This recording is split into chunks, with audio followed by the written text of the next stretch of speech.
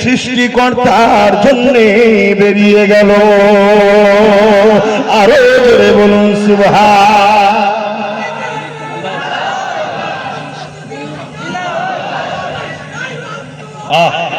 ওটা আবার এখানে কেন? ওটা রাস্তায় ঠিক আছে, মাহফিলে নয়। কেন এই জায়গার দাম অনেক বাপ, ওটা কোনো খারাপ বলছি না, কিন্তু তারপরও এখানে আল্লাহ রসুলের নায়ের স্লোগান দাও, ওটা রাস্তায় একটু দেবে, ওটা একেবারে বন্ধ করে দিলেও অসুবিধা আছে। ওটাতে অনেকের একটুখানি অসুবিধে হয়, আর অসুবিধে কার কার হয় ওটা মাঝে মাঝে দেখাও দরকার। তো ঠিক আছে, ওটা রাস্তায় ঠিক আছে, এখানে না। তো যাই হোক, আমি তো সেদিন দেখলাম, এখন তোমার খেলা চলছে, হ্যাঁ, কোন দেশের একটা খেলোয়াড় আমাদের কলকাতায় এসেছিল। যাই হোক, XYZ, তাকে দেখি আবার স্লোগান দিচ্ছে, ওই শিরাই শিরাই রক্ত, তার নাম ধরে বলছে অমুকের ভক্ত। তো যাক যাক, ছোট মানুষ হতে পারলো, ইজ্জতের মালিক আল্লাহ, ঠিক তো নাকি? তাহলে আমি কি বলছি? ন্যায়ের পক্ষে থাকবেন, ঠিক তো নাকি? সত্যের পক্ষে থাকবেন, ঠিক তো নাকি? গরিব এতিম অসহায়দেরকে ভালোবাসবেন, ঠিক তো নাকি? মানুষ হিসাবে মানুষকে পেয়ার করবেন, ঠিক তো নাকি? দেশের সার্বভৌমত্বকে ভালোবেসে নিরাপদে রাখার জন্য থাকবেন, ঠিক তো নাকি? দেশকে ভালোবাসা, এটাও শোনো। হাইরে মলি সাহেব, কত মলি সাহেব আমাকে গাল দিয়েছে, ওকে অচরতে নিয়ে আসে তো ভুলভাল সব রাজনীতির কথা বলে। দেশকে ভালোবাসা হলো আমার রাসূলুল্লাহ সুন্নাত, জোরে বলুন সুবহানাল্লাহ। নিজের মাতৃভূমিকে ভালোবাসতে হবে। মক্কা হলো আমার নবীর মাতৃভূমি, মক্কার জন্য রাসূল কেঁদেছে, মক্কাকে দুর্নীতি মুক্ত করেছে, মক্কাকে সন্ত্রাস মুক্ত করেছে, মক্কাকে জুলুম মুক্ত করেছে, মক্কার মানুষের অধিকার দিয়েছে, মক্কার বিধবাদের অধিকার দিয়েছে, মক্কার এতিমদের অধিকার দিয়েছে। তাহলে আমরা মুস্তাফার গোলাম, আমার মাতৃভূমি ভারতবর্ষ, এই ভারতকে ব্রিটিশের হাত থেকে আমরা উদ্ধার করেছি সবাই মিলে। আগামী দিন এই ভারতকে কেউ মিটাতে চাইলে তাদেরকে মিটিয়ে দেবো। দেশের জন্য রক্ত দিয়েছি, আগামী দিন দেবো। প্রস্তুত করা আছে, হাত তুলে সাক্ষী দেন। এটা মনে রাখবেন, এটা শুধু দেশ প্রেমের পরিচয় নয়, পাশাপাশি তুমি ইমানদার হওয়ার জন্য রাসূলুল্লাহ সুন্নাতের পালন হবে, জোরে বলুন সুবহানাল্লাহ। তাহলে আমার জন্য তো সব রাস্তা খোলা আছে, আছে না? নাই, শুধু হুজুর আসবে বাবারা বাবারা করে শুধু নামাজ রোজার কথা বলে যাবে, বাকি কথা কেন বলবে? ও, আর বাকি জায়গায় সব তোমরা ভূগোল করেছো। হ্যাঁ, এজিদি মুসলমান একটা নাম বলবো, হ্যাঁ, ভারতবর্ষে বাস করে আর বলে মিনি পাকিস্তান। কে নাম বলেন তো? এটা হচ্ছে এজিদি মুসলমান। কি মুসলমান? জোরে বলে, এখন কোন দিকে বলুন বলুন? কিন্তু ফাঁসলো কারা? সব মুসলমান। তাহলে এই ধান্দাবাজগুলোকে চিনছেন? হ্যাঁ, তোমাদের ক্যানিং এলাকায় কিছু মুনাফিক মুসলমান বেরোচ্ছে, নিশ্চয় দেখছি, নামে মুসলমান, আর মাদ্রাসার দুশ্মন, মসজিদের দুশ্মন, মানবতার দুশ্মন, দেশের দুশ্মন, তাদের সঙ্গে সব হাত মিলাচ্ছে। গাদ্দার, এ মুনাফিক গাদ্দার গুলোকে চিনে রাখে, এদের সঙ্গে কখনো সম্পর্ক রাখবেন না। রাখলে আল্লাহর লানত আপনার উপরও আসবে। এটা আমার ডিউটি, আপনাকে সজাগ করলাম, কেন আপনি আমার রুহানি ভাই, আমার পীরের রুহানি সন্তান আপনি। দাদা হুজুরের আওলাদ তো নাকি, তাই বুঝাচ্ছি।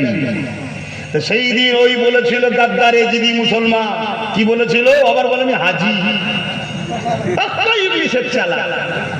ও শয়তান বলেছিল কি মিনি পাকিস্তান বলেছিল না, বলে না?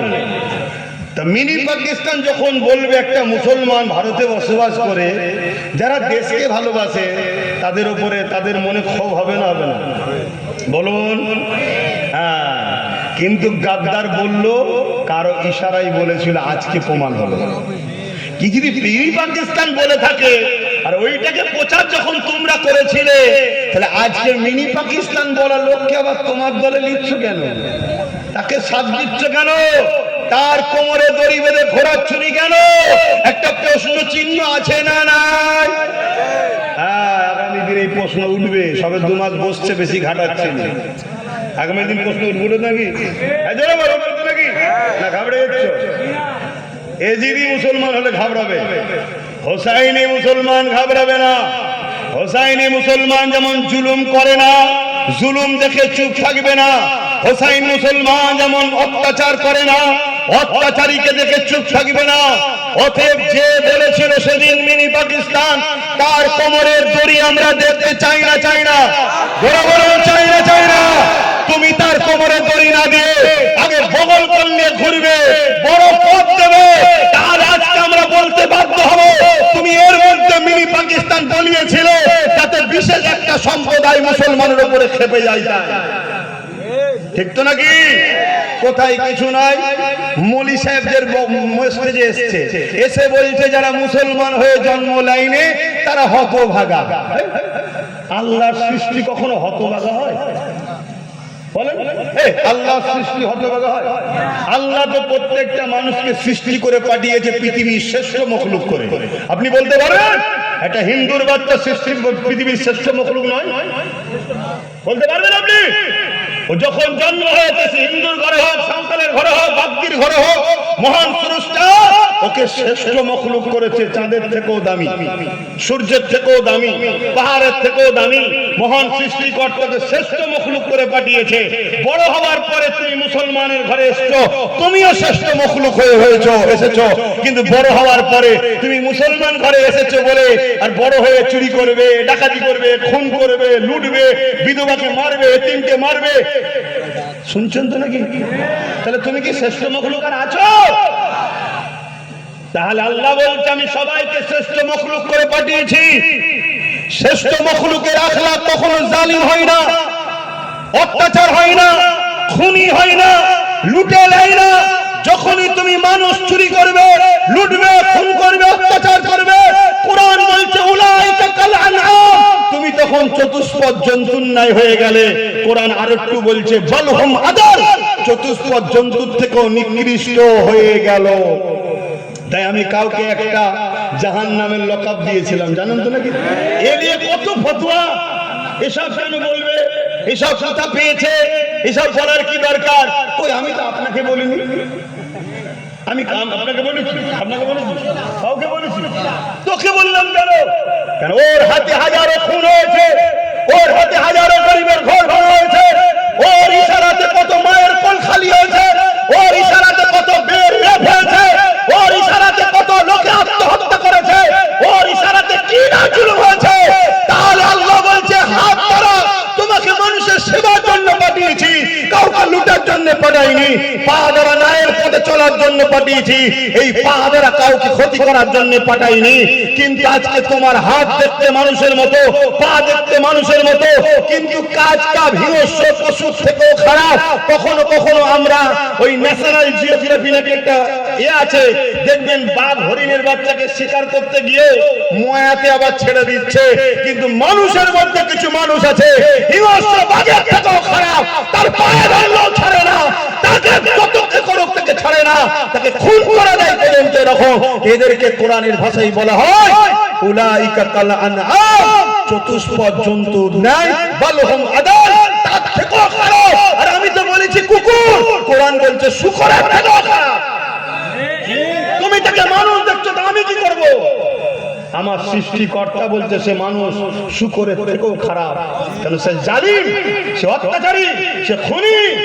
মনে রেখে দিও, পৃথিবীর একটা কোন নবীকে দেখাতে পারবেন 1 লক্ষ মতান্তর 2,24,000 নবী রাসূল এসেছে, কোন দিনের জন্য কোন জালিমের সাথ দিয়েছে? যত ইমাম এসেছে, যত মুহাদ্দিস, যত ফুকাহা, যত আলেমে দ্বীন, একটা দেখাতে পারবে না যে কেউ জালিমের সাথ দিয়েছে। কেন? জালিমের সাথে শয়তান থাকে, আল্লাহ নয়। জালিমের সাথে কে থাকে? আল্লাহ থাকে না। ধরো তুমি একদিন বাজারে গেছো, একটা মুসলিম আর অমুসলিমের লড়াই হচ্ছে, শুনছো? মুসলিম আর অমুসলিমে কেন এখন এইসব বিভাজন চলছে তো নাকি লড়াই হচ্ছে আর তুমি ভাবলে রে মুসলমান আর অমুসলিম যখন লড়াই হচ্ছে আমিও তো মুসলমান, আমার মুসলমানের সাথ দেওয়া দরকার, কিন্তু তোমার কাছে খবর আছে মুসলমানটা অমুসলিমের উপরে জুলুম করছে, অমুসলিমের দোষ নেই কিন্তু জুলুম করছে, শুনছো? তুমি যদি ওই জায়গায় মুসলমানটা সাথ দাও মনে রাখবে তুমি শয়তানকে পাশে পাবে, আল্লাহকে পাশে পাবে না। এর নাম ইসলাম। তুমি মানো না মানো তোমার ব্যাপার, কথা বোঝা যাচ্ছে? আমার আল্লাহ হুকুম দিয়েছে, এখানে আজকে নিয়ে এসেছে, এতগুলো লোককে জড়ো করিয়েছে আমার আল্লাহ, আমাকে মাইক দিয়েছে, দিয়ে নবিয়ানা মেম্বারের সম্মানের সাথে তাকবীর দিয়ে এখানে বসিয়েছে, সবকিছু পিছনে তার কুদরতি হাত আছে। ব্যাস, কোনো মানুষের টাকায় হয়নি, কারো তেল মেরে কাজ হয়নি, সব আল্লাহর পক্ষ থেকে হচ্ছে। কথা বুঝে আছে? কাউকে চালানা পয়সা কখন আব্বাস সিদ্দিকী দেয়নি, ওজন সবার থেকে নিয়ে বসে আছে। আরে সত্য কথা, সবাই আমাকে দেয়, বুঝে বুঝে দেয়, ঠিক না বাড়ি? কিন্তু এই সবটা কার ইশারায় হচ্ছে? অতএব তার হয়ে কথা বলতে হবে। অতএব তিনি বলছেন আমাকে জালিমের সাথে কখনো পাবে না, আমি মুসলিমের সাথে থাকি। সে মুসলিম, হিন্দু হোক, আদিবাসী হোক, সাঁওতাল হোক, বাগদি হোক। তুমি হিন্দু দেখছো, আল্লাহ বলছে ওটা আমার সৃষ্টি নেই। তুমি আদিবাসী দেখছো, আল্লাহ বলছে আমার সৃষ্টি। তুমি দেখছো সাঁওতাল, আল্লাহ বলছে আমার সৃষ্টি রে। এমনকি ঘৃণা পর্যন্ত করা যাবে, ঘৃণা পর্যন্ত নাকি নিচু যা, এইসব ঘৃণা করা ইসলামে ইজাজত নাই। তারপরও ইসলামের উপর তাহলে এত আঘাত কেন? আঘাতটা এই জন্য তো, বিভাজন যদি না করা যায় তাহলে রাজা আর প্রজা হবে কি করে?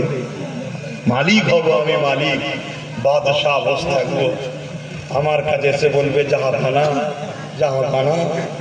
শুনছেন না? গরিব যদি না হয়, বিভাজন যদি না হয়, উঁচু যার নিচু যার যদি না হয়, তাহলে এইসব হবে কি করে? সব যদি এক হয়ে যায় তাহলে কে কে কাকে মানবে? ইসলাম বলছে না, মানুষ সব এক।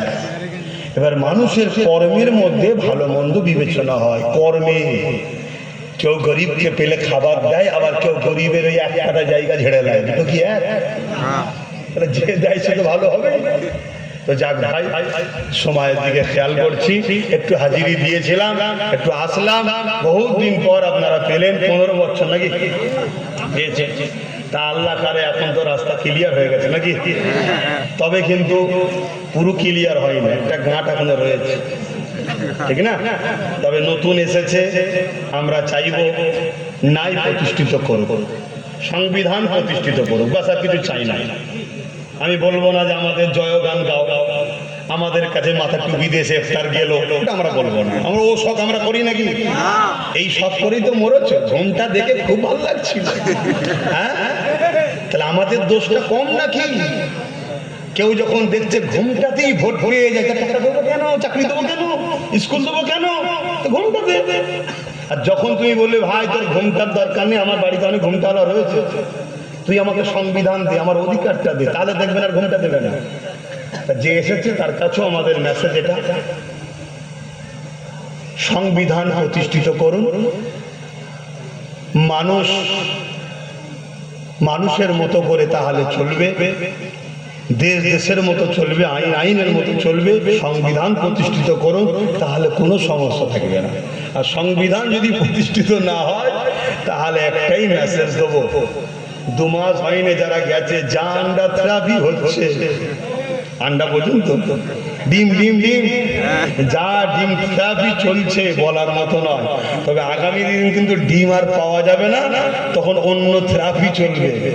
কি থেরাপি বোঝেন? অন্য থেরাপি চলবে তখন।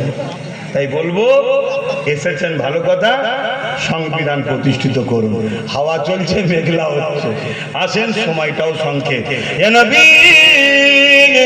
সালাম,